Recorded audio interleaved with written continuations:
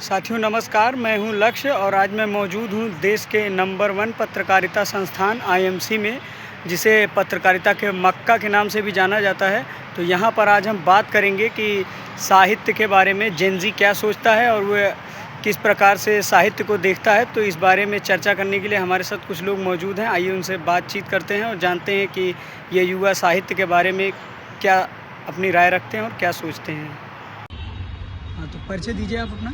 मेरा नाम आनंद राज है और मैं यहाँ वर्तमान में हिंदी पत्रकारिता का कोर्स कर रहा हूँ। जी जी।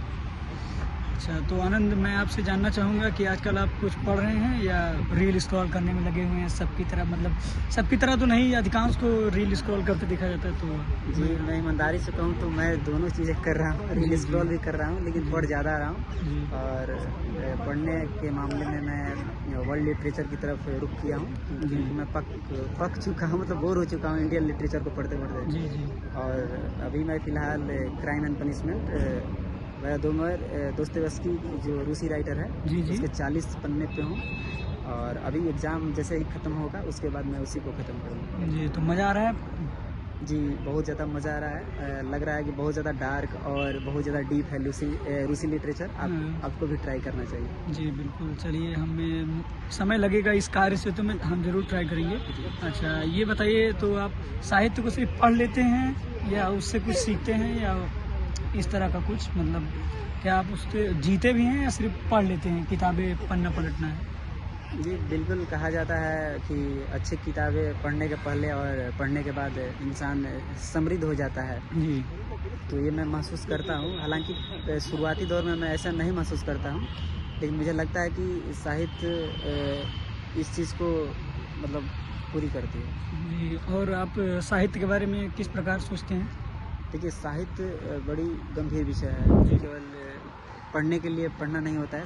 साहित्य समाज का दर्पण है। जी जी। अगर इसका योगदान समाज में बोलूँ तो अनंत % तक है। मतलब आप इसका योगदान इसकी महत्ता इस प्रकार से देख सकते हैं, क्योंकि साहित्य मेरे लिए सब डिवीज़न है। साहित्य का मतलब जैसे वर्गीकरण में करके साहित्य को देखता हूँ, यानी कि किसका साहित्य, किसके लिए साहित्य, किसने लिखा साहित्य, या फिर नैरेटिव बिल्डिंग के लिए साहित्य, या फिर सत्ता की चाटुकारिता करने के लिए, या सत्ता पक्ष को बरकरार रखने के लिए। जी, बीच में आपको माफ़ी चाहूँगा रुकने की। मेरा अगला सवाल आपसे यही था कि क्या साहित्य का उपयोग जो है ये सत्ता की चाटुकारिता और इस तरह के जो मतलब तमाम मॉडर्न शब्द जो आजकल यूज होने लगे हैं, मतलब मॉडर्न नहीं कहूँगा, लेकिन ये हमें लगता है पहले इस तरह का उपयोग इतना नहीं था, लेकिन अभी हाल फिलहाल के दिनों में ज़्यादा बढ़ गया है। तो इस पर आप क्या कहना चाहेंगे कि साहित्य का प्रयोग इस और भी होता है, मतलब इस क्षेत्र में? लेकिन मैं ऐसे बोलूँ तो अतिशयोक्ति होगी, लेकिन फिर भी मैं बोलना चाहूँगा साहित्य का प्रयोग इसीलिए ही होता है। मतलब बौद्धिक जुगाली,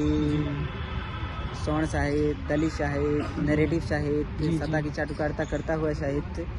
अब आप किस तरह का साहित्य पढ़ रहे हैं ये आपको पता होना चाहिए। लेकिन आप इस तरह से देख सकते हैं कि जैसे कि शिकारी, जो आप शिकार हैं और आपका कोई शिकारी है, लेकिन आप शिकारी का ही गौरव ग्रंथ पढ़ रहे हैं, तो ये आप जब तक नहीं जानिएगा तब तक नहीं पढ़ पाइएगा।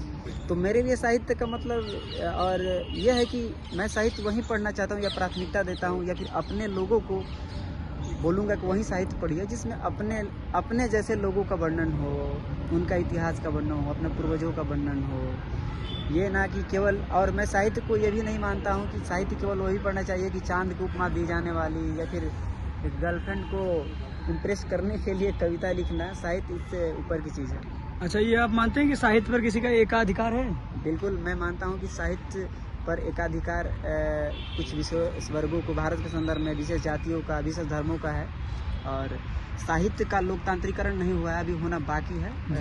साहित्य मुक्त नहीं है, मतलब आज़ाद नहीं है। जी। तो साथियों, आज की साहित्य चर्चा यहीं पर समाप्त होती है। आशा है आपको ये साहित्य चर्चा पसंद आई होगी। अपनी प्रतिक्रियाएं कमेंट बॉक्स में ज़रूर छोड़िएगा। तब तक के लिए मुझे यानी लक्ष्य को दीजिए इजाज़त। मिलते हैं फिर किसी नए विषय के साथ। धन्यवाद।